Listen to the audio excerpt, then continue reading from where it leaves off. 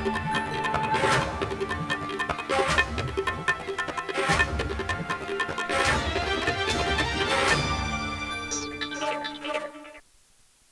आप देख रहे हैं न्यूज इंडिया। मैं शेखर त्रिवेदी। 8 पुलिसकर्मियों की हत्या करने वाला विकास दुबे एनकाउंटर में ढेर हो गया। उज्जैन में गिरफ्तारी के बाद यूपी पुलिस उसे लेकर कानपुर आ रही थी। कानपुर आते ही विकास दुबे ने गाड़ी के भीतर पुलिसकर्मियों से हाथापाई की और असलहा छीनने की कोशिश की। इसी दौरान गाड़ी पलट गई और विकास दुबे ने भागने की कोशिश की। पुलिस एनकाउंटर में विकास दुबे मारा गया। नीरज मिश्रा की रिपोर्ट।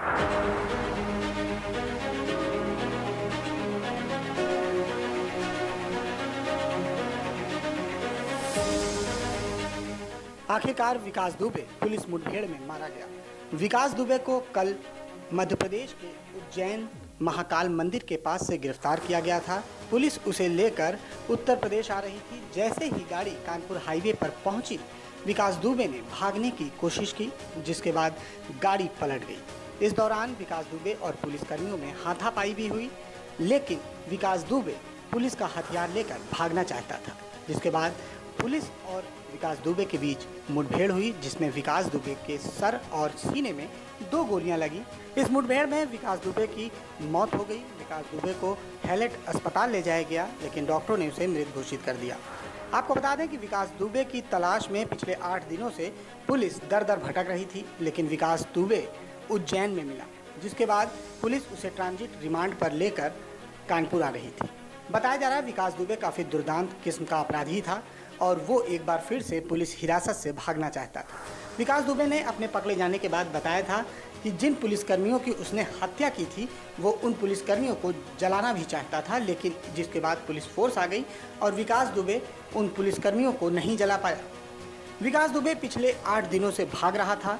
विकास दुबे ने 8 पुलिसकर्मियों की हत्या की थी और 8वें दिन उन शहीद पुलिसकर्मियों की आत्मा को शांति मिल गई जब विकास दुबे पुलिस इनकाउंटर में मारा गया। हालांकि इस इनकाउंटर पर तमाम सवाल भी उठ रहे हैं। ये सवाल विपक्ष के नेता उठा रहे हैं कि आखिर विकास दुबे को क्यों मारा गया, जबकि पुलिस की थ्योरी साफ कहती है कि विकास दुबे पुलिस इनकाउंटर में उस समय मारा गया जब विकास दुबे को एसटीएफ कानपुर ला रही थी। कानपुर पहुंचते ही विकास दुबे पुलिस की गिरफ्त से भागने की कोशिश करने लगा, लेकिन इसी दौरान पुलिस की वो जीप पलट गई जिसमें विकास दुबे बैठा था, जिसके बाद विकास दुबे एक सिपाही की रिवॉल्वर लेकर भागने लगा। इस मुठभेड़ में पुलिस ने विकास दुबे को मार गिराया, तो वहीं एसटीएफ के 2 सिपाही भी घायल हुए हैं। फिलहाल इस पूरे मामले में राजनीति भी तेज हो गई है। इस खबर पर और ज्यादा जानकारी दे रहे हैं हमारे संवाददाता मनीष मिश्रा।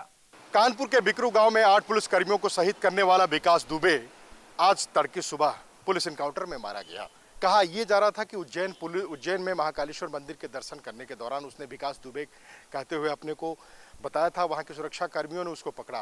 वहां की उज्जैन पुलिस ने पकड़ के काफ़ी देर तक उससे पूछताछ करने के बाद देर रात वो उत्तर प्रदेश एसटीएफ को सौंपती है। एसटीएफ वहां से लेके कानपुर चलती है। यहाँ उसके साथ पूछताछ करनी थी, मजिस्ट्रेट के सामने पेश करना था, लेकिन उसके पहले ही 12 टोल प्लाजा पे ही बताया जा रहा है कि वो सफारी में सवार है। सफारी में सवार होने के बाद जैसे ही 12 टोल प्लाजा से वो आगे बढ़ता है और 15 किलोमीटर दूर कानपुर से खबर आती है कि टीयूबी जिसमें कि वो बैठा है वो पलट जाती है। उसमें से वो रिवॉल्वर लेके पिस्टल छीन के पुलिस का भागता है। पुलिस उसको पीछा करती है और इनकाउंटर में विकास दुबे की मौत हो जाती है।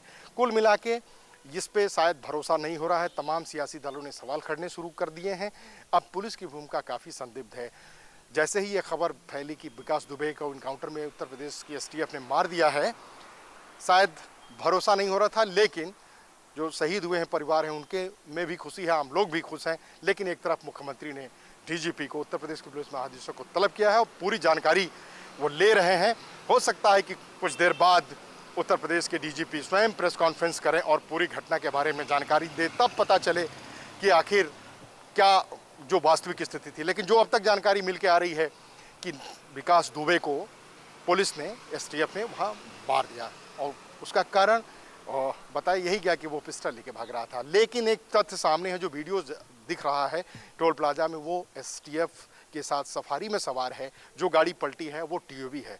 ऐसे में सवाल उठता है कि क्या वाकई में विकास दुबे, जिसका एक पैर रॉड लगा था, वो चल नहीं पाता था अच्छी तरह से, वो पिस्टल निकालता है, भागता है, उसके बाद पुलिस पे हमला भी करता है और पुलिस घायल होती है और पुलिस फिर मार देती है।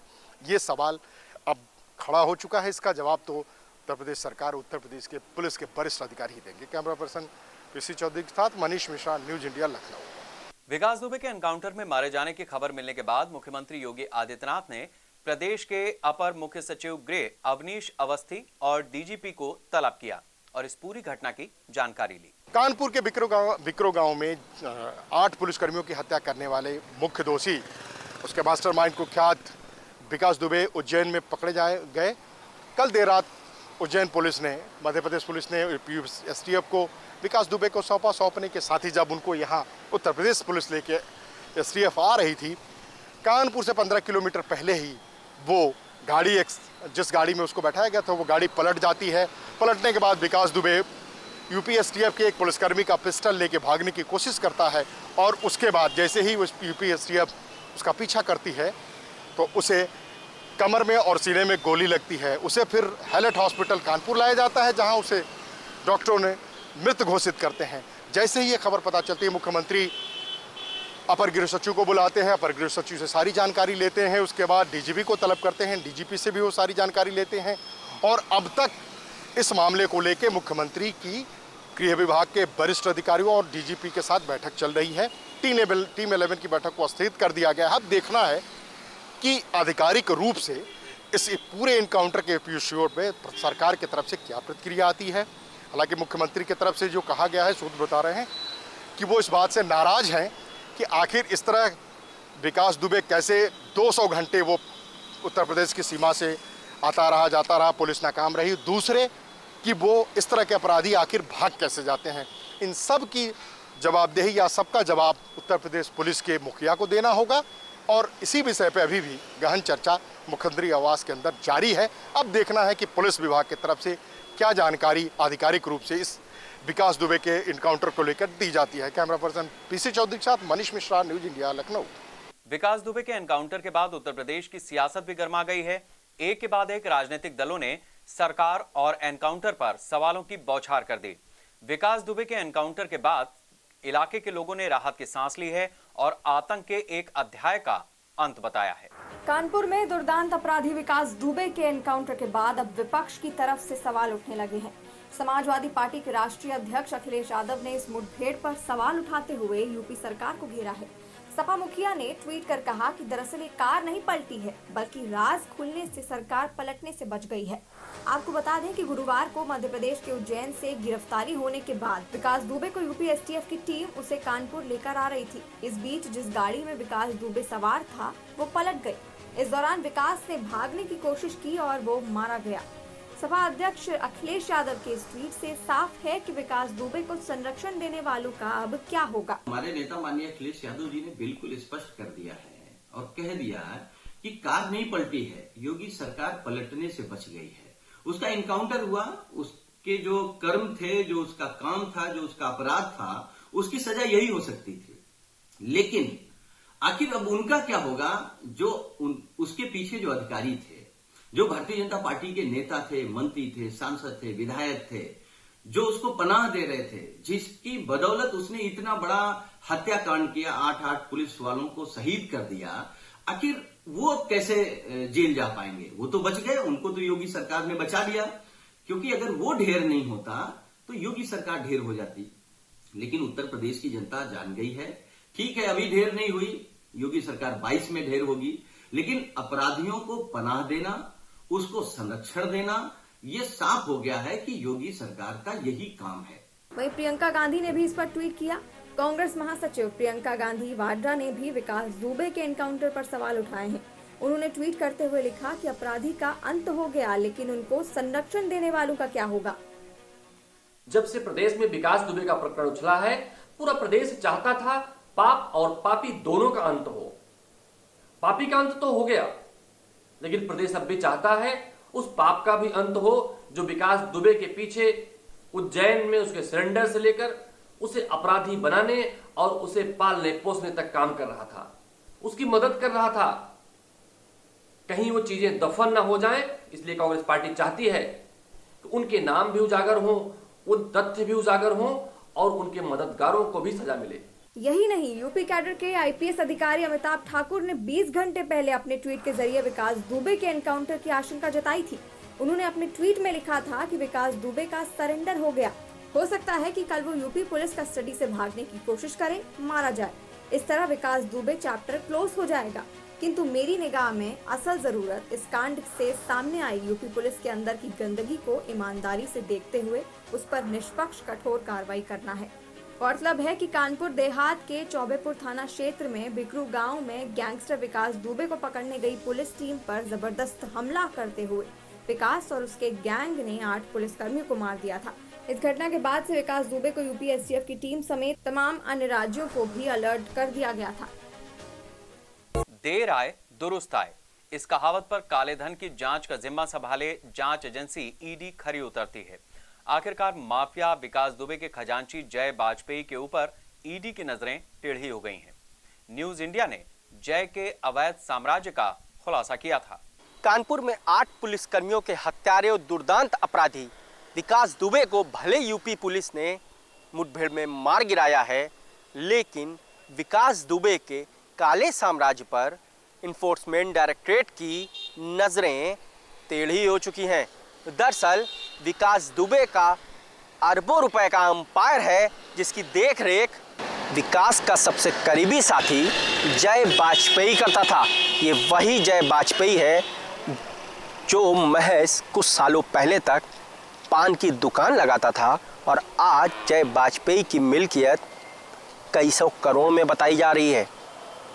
विकास दुबे के पास भी तकरीबन 300 बीघे ज़मीनें थीं जो लखनऊ, कानपुर और तमाम बड़े शहरों में है। वहीं जय बाजपेयी के पास दुबई में 15 करोड़ का फ्लैट भी है। जय बाजपेयी तकरीबन 15 मकानों का मालिक है और तमाम ज़मीनों पर उसने विकास दुबे की गुंडई के बदौलत कब्जा भी किया हुआ है। फिलहाल चंद दिनों पहले पुलिस ने जय बाजपेयी से पूछताछ के बहाने उसको हिरासत में लिया था और आज जय बाजपेयी कहाँ है, इस सवाल का जवाब बड़े पुलिस अफसर देना नहीं चाहते। लेकिन इसी बीच काले धन की जांच में जुटी ईडी एक्टिव हुई है और ईडी ने कानपुर पुलिस से एफआईआर समेत पूरा ब्यौरा विकास और जय की संपत्तियों से जुड़ा हुआ भी लिया है। ईडी अफसरों ने बाकायदा तमाम क्वेश्चंस भी तैयार किए हैं और ईडी अफसरों का कहना है कि वो दिल्ली मुख्यालय से हरी झंडी का इंतज़ार कर रहे हैं, जिसके बाद मनी लॉन्ड्रिंग एक्ट में जय बाजपेयी के खिलाफ एफआईआर दर्ज की जाएगी। सिर्फ जय बाजपेयी नहीं, विकास के शागिर्द तमाम नेता और अफसर भी हैं, क्योंकि सिंडिकेट बड़ा मजबूत है। इस सिंडिकेट का सबसे बड़ा मोहरा जय बाजपेयी है। जय बाजपेयी की तमाम बड़े अफसरों नेताओं के साथ तस्वीरें भी वायरल हो रही हैं, जिसको देखते हुए ईडी अफसरों का मानना है कि कई बड़े अफसरों ने विकास दुबे के एम्पायर में अपनी काली कमाई को खपाया भी है। आखिर विकास दुबे और जय बाजपेयी ने कहां-कहां जमीनों पर कब्जे किए हैं और किस प्रकार से किन-किन कंपनियों में निवेश किया है, इसका सच भी ईडी अफसर जानना चाहते हैं। लेकिन ईडी अफसरों का कहना है कि पूरा ब्यौरा बनाने में फिलहाल कुछ समय और लगेगा और जल्द ही मनी लॉन्ड्रिंग एक्ट में जय बाजपेयी और उसके साथियों के खिलाफ एफआईआर भी दर्ज की जाएगी। देखना लाजमी होगा कि जय बाजपेयी का अरबों का अंपायर किस प्रकार से ईडी अफसर अपने शिकंजे में लेते हैं, क्योंकि चंद सालों पहले तक महज एक पान दुकानदार रहा जय बाजपेयी आज वाकई अरबों की मिल्कियत का मालिक बन चुका है। कैमरामैन पीसी चौधरी के साथ मनीष श्रीवास्तव, न्यूज़ इंडिया, लखनऊ। वक्त है एक छोटे से ब्रेक का।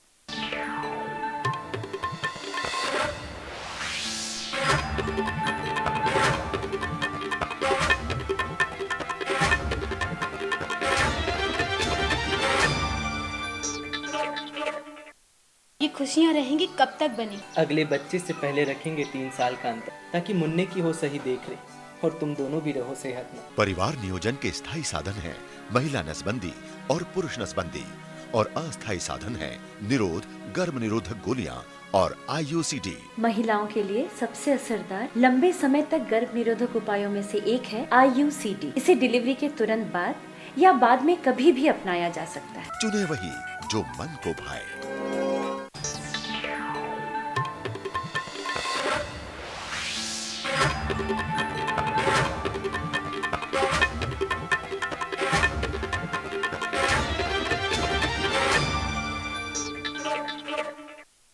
यूपी पुलिस की भूमिका की जांच को लेकर सुप्रीम कोर्ट में वकील घनश्याम उपाध्याय ने एक याचिका दाखिल की है।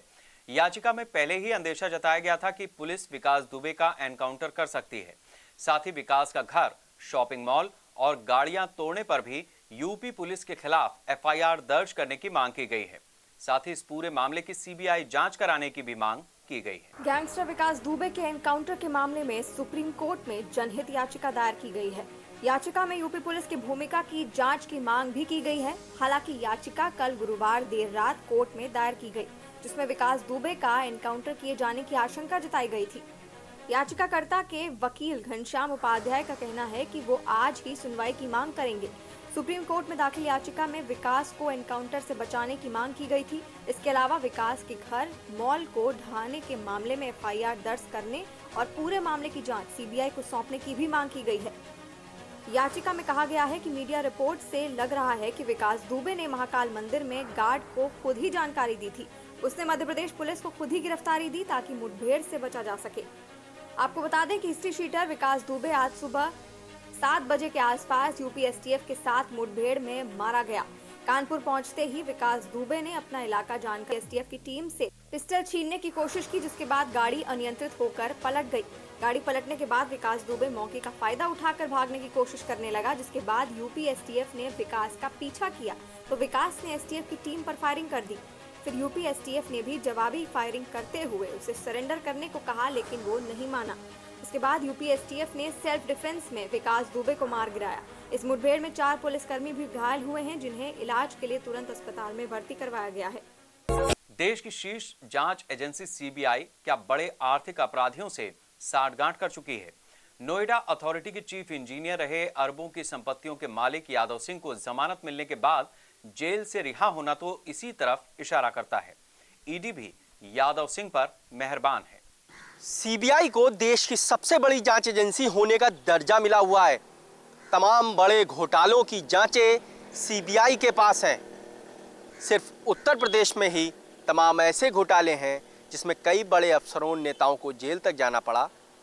उसकी जांचें भी सीबीआई के पास हैं, लेकिन उत्तर प्रदेश के बड़े घोटालों की जांचों से असली भ्रष्टों को निकालने का काम भी देश की शीर्ष जांच एजेंसी करती है। विकास दुबे के एनकाउंटर के बीच भ्रष्टाचार के मामले में उत्तर प्रदेश से एक बड़ी खबर है। दरअसल नोएडा के निलंबित चीफ इंजीनियर और हजारों करोड़ के मालिक यादव सिंह को हाईकोर्ट से जमानत मिल गई है। यादव सिंह अब डासना जेल से बाहर भी आ गया है। यादव सिंह के ऊपर मेहरबानी देश की शीर्ष जांच एजेंसी सीबीआई ने दिखाई है।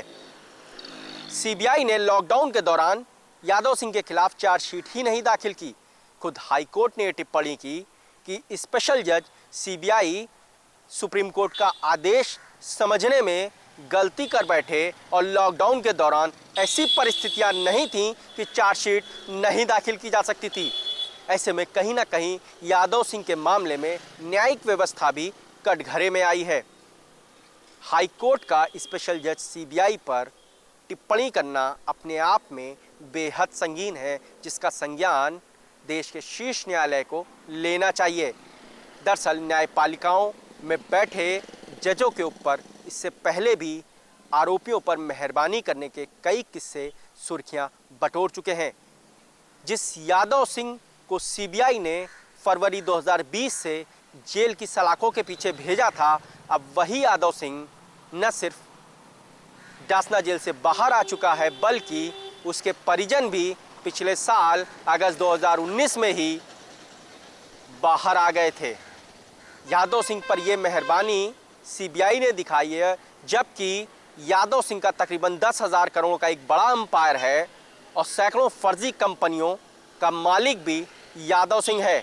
नोएडा में हजारों करोड़ के टेंडर घोटाले से लेकर तमाम बड़ी संपत्तियों को हथियाने के पीछे भी इसी यादव सिंह का हाथ था। इसी यादव सिंह ने तमाम बड़े नेताओं और अफसरों को तमाम अवैध संपत्तियां भी खुलकर बांटी हैं। यादव सिंह किस प्रकार डासना जेल से बाहर आया, ये अपने आप में सीबीआई के लिए एक शर्मनाक पहलू है। यादव सिंह की जांच ईडी भी कर रही है। ईडी के पास यादव सिंह के काले साम्राज्य की जांच है, लेकिन ईडी भी फिलहाल यादव सिंह और उसके परिजनों के ऊपर पूरी तरह से मेहरबान है। यादव सिंह के काले साम्राज्य में किन किन बड़े अफसरों नेताओं का पैसा लगा है, किन किन फर्जी फर्मों में यादव सिंह ने निवेश कर रखा है, इसकी जानकारी होने के बावजूद ईडी अफसरों ने अभी तक यादव सिंह और उनके परिजनों के ऊपर ना तो छापेमारी की है और ना ही शिकंजा कसा है। पूर्व मुख्यमंत्री मायावती के भाई आनंद कुमार के साथ भी यादव सिंह की तमाम कंपनियों की पार्टनरशिप थी और इस पार्टनरशिप का खुलासा पूर्व में हो चुका था। फिर भी ईडी ने अभी तक न ही बसपा सुप्रीमो मायावती से पूछताछ की और न ही उनके भाई आनंद कुमार से, जबकि 2011 में ही भाजपा नेता किरीट सोमैया ने तकरीबन 2 लाख करोड़ के नोएडा घोटाले के दस्तावेज सरकार को सौंपे थे और खुद भाजपा ने विपक्ष में रहते हुए जमकर नोएडा घोटालों को लेकर के प्रदर्शन किया था। अब उसी भाजपा सरकार में यादव सिंह जेल से बाहर आ चुका है। मतलब नोएडा का सबसे बड़ा घोटालेबाज अब जेल से बाहर आया है जमानत पर। ऐसे में उसके खिलाफ चल रहे मामलों में सुस्ती भी आना लाजमी है। देश की शीर्ष न्यायपालिका को सीबीआई और उसके अफसरों की जांच करानी चाहिए, क्योंकि उत्तर प्रदेश में बड़े भ्रष्टाचारियों पर मेहरबानी दिखाने का ये पहला मामला नहीं है। इससे पहले सूचना भर्ती घोटाले में सीबीआई की लापरवाही से दिग्गज आईएएस और तमाम बड़े घोटालों के आरोपों से घिरे महेश कुमार गुप्ता पर भी सीबीआई ने मेहरबानी दिखाई थी और सूचना भर्ती घोटाले में उनके खिलाफ हाईकोर्ट ने चार्जशीट कैंसिल कर दी थी। आज तक महेश कुमार गुप्ता के ऊपर सूचना भर्ती घोटाले में सीबीआई ने शिकंजा नहीं कसा और आज ये अफसर उत्तर प्रदेश की राज्यपाल के अपर मुख्य सचिव के सबसे संवेदनशील पद पर विराजमान है। ये सिर्फ चंद किस्से हैं जो ये दिखाते हैं कि उत्तर प्रदेश में बड़े भ्रष्टाचारियों पर सीबीआई किस कदर मेहरबान है। ऐसे न जाने कितने यादव सिंह उत्तर प्रदेश के सरकारी महकमों में भरे पड़े हैं। कैमरामैन पीसी चौधरी के साथ मनीष श्रीवास्तव, न्यूज इंडिया, लखनऊ। लखनऊ में कोरोना मरीजों को लग्जरी सुविधाएं मिलेंगी। मरीजों को अब अस्पतालों में नहीं बल्कि 5 स्टार होटलों में ठहराया जाएगा। बाकायदा 5 होटलों से जिला प्रशासन का समझौता भी हो गया है। लगता है लखनऊ डीएम को एहसास हो गया है कि अभी तमाम वीआईपी और अमीरों को भी कोरोना जकड़ने वाला है। कोरोना का कहर उत्तर प्रदेश में तेजी से बढ़ रहा है। मामलों की बढ़ती संख्या के बाद उत्तर प्रदेश सरकार ने लॉकडाउन को फिर से लागू करने का आदेश जारी किया है और 13 तारीख की सुबह तक यूपी में पूर्ण लॉकडाउन घोषित कर दिया गया है। लेकिन लखनऊ जिला प्रशासन का एक आदेश भी विवादित हो गया है, जिसमें लखनऊ जिला प्रशासन ने कोरोना मरीजों के लिए बाकायदा लग्जरी सुविधाओं का ऐलान किया है। दरअसल 5 बड़े होटल कोरोना मरीजों के लिए अब अस्पताल का काम करेंगे, जिसमें लिवाना इन, पिकैडली, कृष्णा इन और तमाम बड़े होटल शामिल हैं, जिसमें 5 स्टार होटल हयात भी है और इनमें जितने भी कमरे हैं उनको बाकायदा वार्डों के तौर पर इस्तेमाल किया जाएगा। दरअसल लखनऊ में प्राइवेट वार्ड कोरोना मरीजों के मामले में इस्तेमाल नहीं किए जा रहे हैं, जिसको देखते हुए जिला प्रशासन ने सीएमओ के माध्यम से 5 बड़े होटलों का एक तरह से अधिग्रहण किया है। डीएम लखनऊ कहना है कि रेट लिस्ट को लेकर इन होटल प्रबंधन से बात चल रही है, लेकिन यूपी सरकार को अपने अस्पतालों पर क्यों नहीं भरोसा था, जो शाहखर्ची के लिए आखिरकार 5 बड़े होटलों का चयन किया गया। सिर्फ यही नहीं, लॉकडाउन को लेकर के भी लखनऊ डीएम ने नई एडवाइजरी जारी की है, जिसमें एक गली में अगर एक तरफ 10 दुकानें हैं तो उनको नारंगी और पीली पट्टियों से, हरी पट्टियों से रंगा जाएगा और दिनों के हिसाब से 3-3 दिन का शेड्यूल बांटा गया है जो खुलेंगी। बाजार और तमाम अन्य जगहों पर भी नई एडवाइजरी जिला प्रशासन ने जारी की है और लखनऊ डीएम का कहना है चूंकि कोरोना के मामले तेजी से बढ़ रहे हैं, इसलिए ये एडवाइजरी संशोधित की गई है।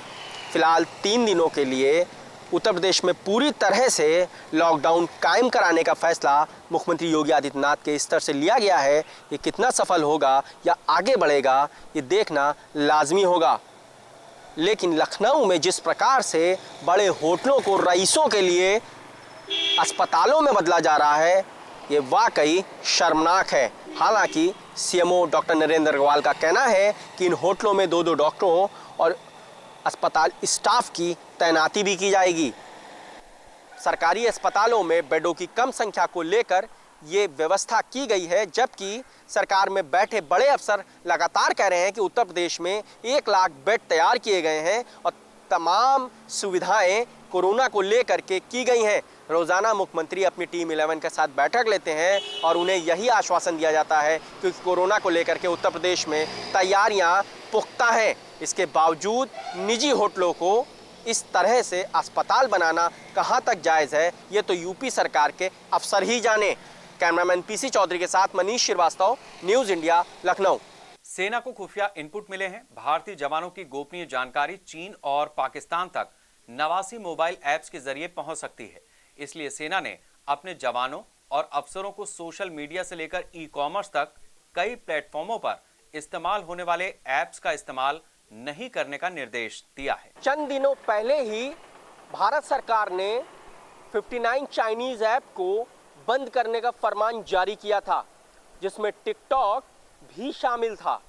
अब भारतीय सेना ने अपने जवानों, जेसीओ और अफसरों को एक निर्देश जारी किया है, जिसमें 89 मोबाइल ऐप्स को तत्काल डिलीट करना शामिल है।